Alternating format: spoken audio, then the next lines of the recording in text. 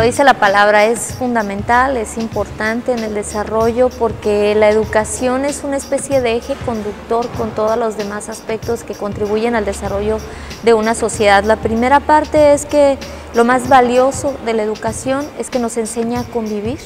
nos enseña a prepararnos para la vida. Hace poco escuchaba una conferencia de un escritor francés que decía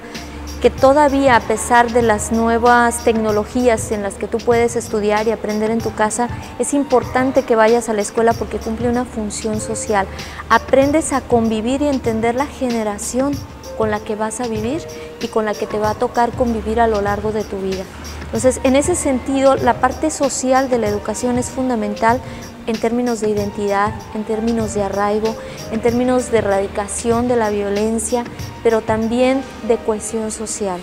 Creo que la educación debe ser atendida en función de cada lugar con distintos enfoques y distintos acentos. Me parece que, por ejemplo, en Baja California no se explora lo suficiente en la educación básica y media básica el tema de la historia regional. Nuestros estudiantes egresan incluso de las universidades sin conocer la historia de su ciudad, la historia de su estado, sin tener el panorama de lo que son las comunidades indígenas en Baja California, pero sobre todo en términos inclusivos de multiculturalidad es fundamental porque somos una ciudad aparte, una ciudad que tiene un flujo muy incesante de migraciones y bueno, estamos hablando de que son millones de cruces al año los que se presentan aquí y ese flujo no solo es un ir y venir poblacional, sino que estamos continuamente en una retroalimentación cultural, pero también consecuentemente educativa. Me parece que hay que trabajar muy seriamente el tema de la educación, destinar mayor recurso, pero sobre todo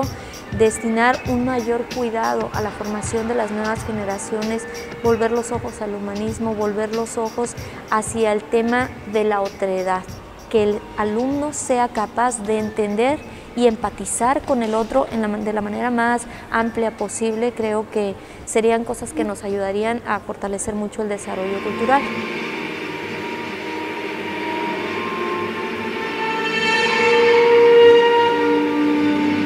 Cada día necesitamos maestros que, si bien son dueños de un saber porque estudiaron tal o cual carrera, tienen que tener las competencias y las destrezas docentes necesarias para saber transmitirle al otro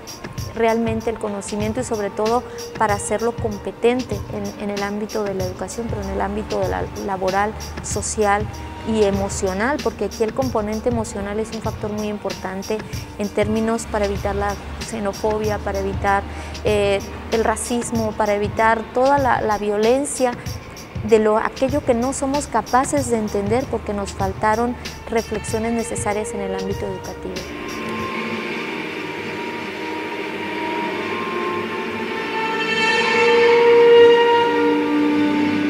Hay una generación todavía, la vieja guardia, por decir así, de la educación que está muy reticente y mira con recelo la cantidad de horas que los alumnos pasan frente a las redes y que pasan en otro espacio totalmente virtual, pero que finalmente es un espacio de socialización que no tenemos que perder de vista. Creemos que el chico está solo en su habitación con la computadora y que se está privando de la socialización, pero a veces se está socializando muchísimo más de lo que imaginamos. No necesariamente es un terreno peligroso. Creo que como maestros tenemos que enseñar a los alumnos a que sepan elegir la información, a que sepan discriminar contenidos, que es una fuente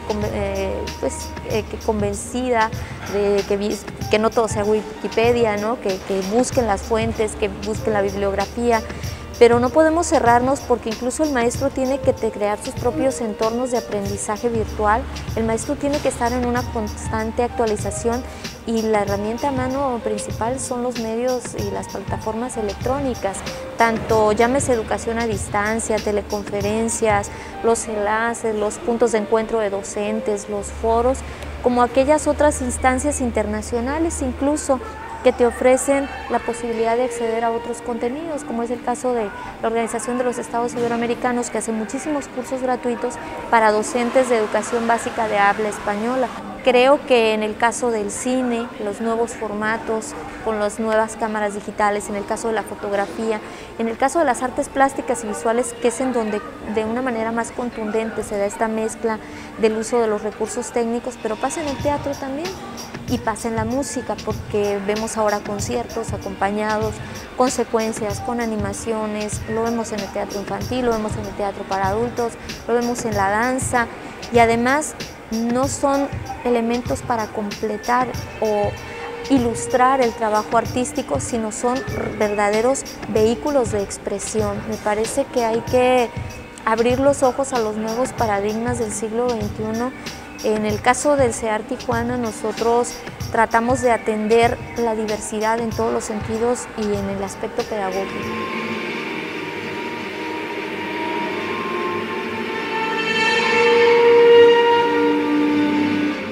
En el ámbito de las artes, muchas veces cuando venimos de una formación conductista no queremos entender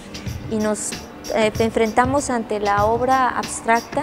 y queremos forzosamente meterla en un formato y ponerla en una etiqueta. ¿Por qué? Porque venimos de una formación en donde nos llevaron al museo con las manos atrás y nos dijeron que no tocáramos, pero no nos explicaron por qué no se toca la pintura, por la grasa, la temperatura de tus manos. Y tú creces con un sentido de